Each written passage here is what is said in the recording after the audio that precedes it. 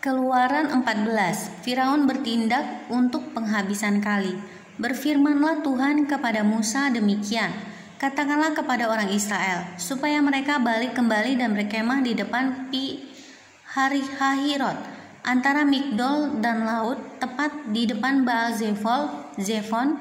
Berkemahlah kamu di tepi laut. Maka Firaun akan berkata tentang orang Israel, mereka telah sesat di negeri ini, padang gurun telah mengurung mereka. Aku akan mengeraskan hati Firaun, sehingga ia mengejar mereka. Dan terhadap Firaun dan seluruh pasukannya, aku akan menyatakan kemuliaanku, sehingga orang Mesir mengetahui bahwa akulah Tuhan. Lalu mereka berbuat demikian. Ketika diberitahukan kepada Raja Mesir bahwa bangsa itu telah lari, maka berubahlah hati Firaun dan pegawai-pegawainya. Keluaran 14. Firaun bertindak untuk penghabisan kali. Berfirmanlah Tuhan kepada Musa demikian, katakanlah kepada orang Israel, supaya mereka balik kembali dan berkemah di depan Pi Hahirot antara Migdol dan laut, tepat di depan Baal Zephon. Berkemahlah kamu di tepi laut. Maka Firaun akan berkata tentang orang Israel, mereka telah sesat di negeri ini, padang gurun telah mengurung mereka. Aku akan mengeraskan hati Firaun, sehingga ia mengejar mereka. Dan terhadap Firaun dan seluruh pasukannya, aku akan menyatakan kemuliaanku, sehingga orang Mesir mengetahui bahwa akulah Tuhan. Lalu mereka berbuat demikian. Ketika diberitahukan kepada Raja Mesir bahwa bangsa itu telah lahir, maka berubahlah hati Firaun dan pegawai-pegawainya terhadap bangsa itu, dan berkatalah mereka, apakah yang telah kita perbuat ini, bahwa kita membiarkan orang Israel pergi dari perbudakan kita. Kemudian ia memasang keretanya dan membawa rakyatnya serta. Ia membawa 600 kereta yang terpilih. Ya, segala kereta Mesir masing-masing lengkap dengan perwiranya. Demikianlah Tuhan mengeraskan hati Firaun, Raja Mesir itu, sehingga ia mengejar orang Israel. Tetapi orang Israel berjalan terus dipimpin oleh tangan yang dinaikkan.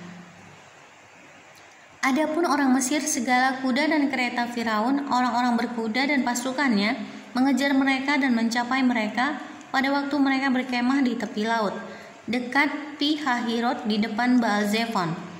Ketika Firaun telah dekat, orang Israel menoleh, maka tampaklah orang Mesir bergerak menyusul mereka. Lalu sangat ketakutanlah orang Israel dan mereka berseru-seru kepada Tuhan. Dan mereka berkata kepada Musa, apakah karena tidak ada kuburan di Mesir, maka engkau membawa kami untuk mati di padang gurun ini? Apakah yang kau perbuat ini terhadap kami dengan membawa kami keluar dari Mesir?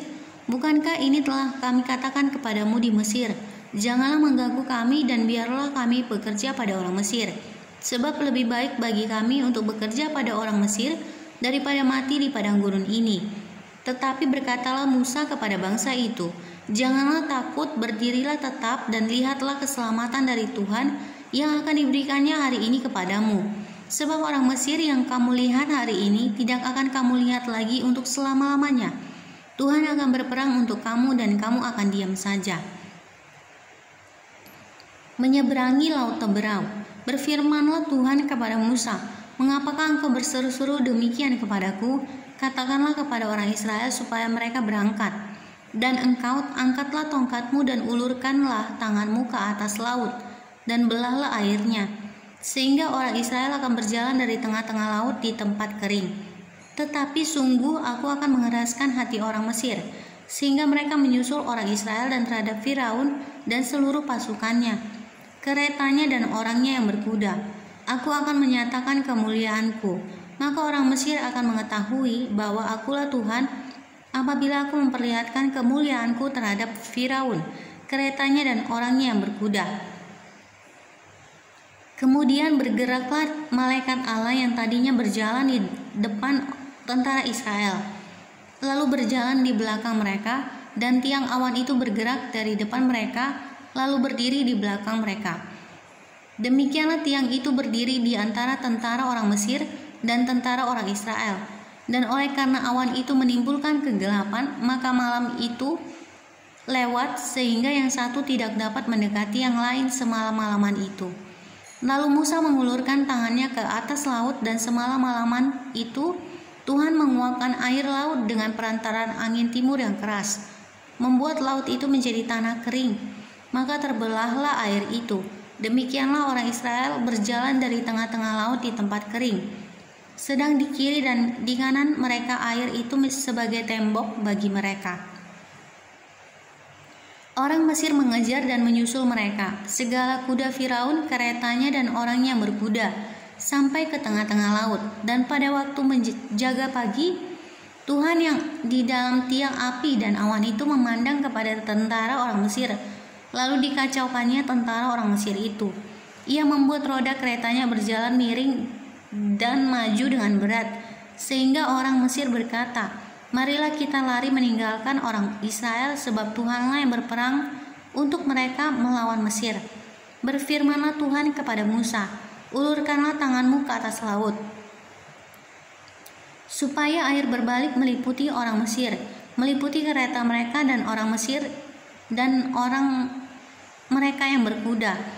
Musa mengulurkan tangannya ke atas laut, maka menjelang pagi berbaliklah air laut ke tempatnya. Sedang orang Mesir lari menuju air itu. Demikianlah Tuhan mencampakkan orang Mesir ke tengah-tengah laut.